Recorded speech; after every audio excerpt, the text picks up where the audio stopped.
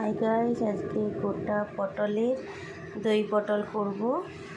এই যে কড়াইতে তেল দিয়েছি, আগে পটলগুলো আজকে একটু ভেজে নেব। এই যে মশলা, কাঁচা লঙ্কা, আদা, কাজু আর পেঁয়াজ, আর এই যে টক দই আর দুধ মেশানো। ঠিক আছে গাইস।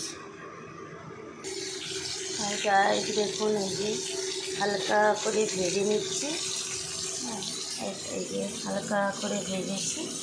এরপরে দেব এই যে মশলা, দই আর দুধ, টমেটো, কাঁচা লঙ্কা, লাস্টে ধনে পাতা দিয়ে নামাবো। এটা আপনাদের দেখাবো। এখন পটলগুলো একটু নাড়াচাড়া করে নিচ্ছি। এরকম করে হালকা করে ভেজে নিতে হবে।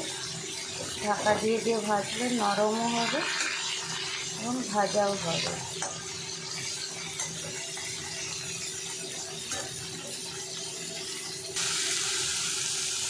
এবারে মশলাটা, যে তেলে পটলটা ভেজেছিলাম ওই তেলেই মশলাটা ভেজে নিচ্ছি।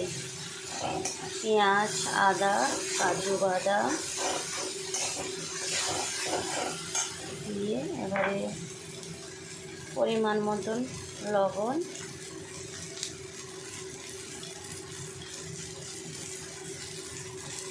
পরিমাণ মতন হলুদ, আর যারা ঝাল বেশি খায় তারা বেশি দিতে পারো, যারা কম খায় তারা কম দিতে পারো। যেহেতু আমি কাঁচা লঙ্কা পেস্ট করেছি ওই জন্য অল্পই দিলাম লঙ্কা।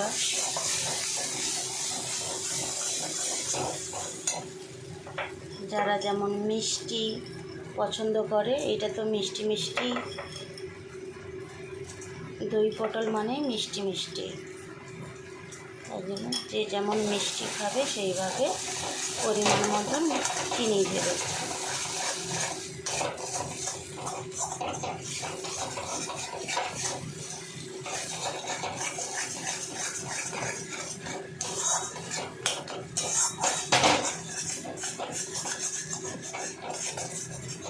দেখুন তেলটা ছেড়ে গেছে। এবারে দিয়ে দেব টমেটো।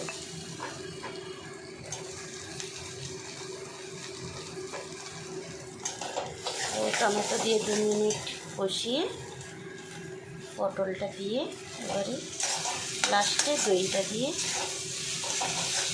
নামাবো।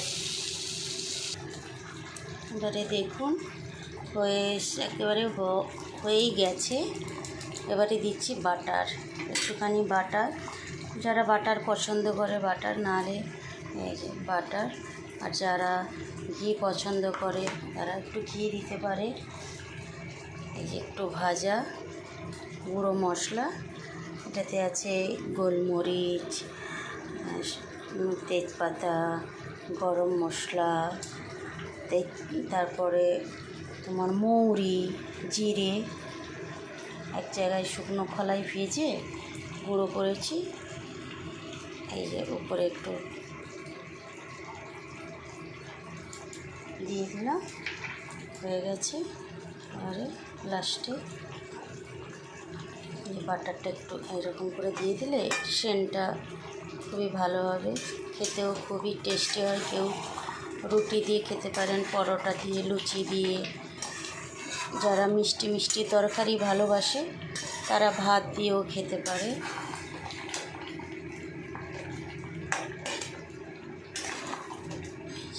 একটাও পটল ভাঙবে না, একদম ঠিকঠাক থাকবে।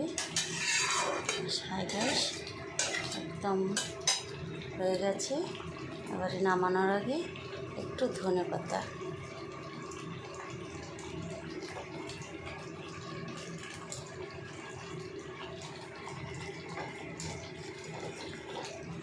একটু ধনে পাতা দিয়ে হালকা 2 মিনিট ঢাকা দিয়ে দেবে। রাধে রাধে।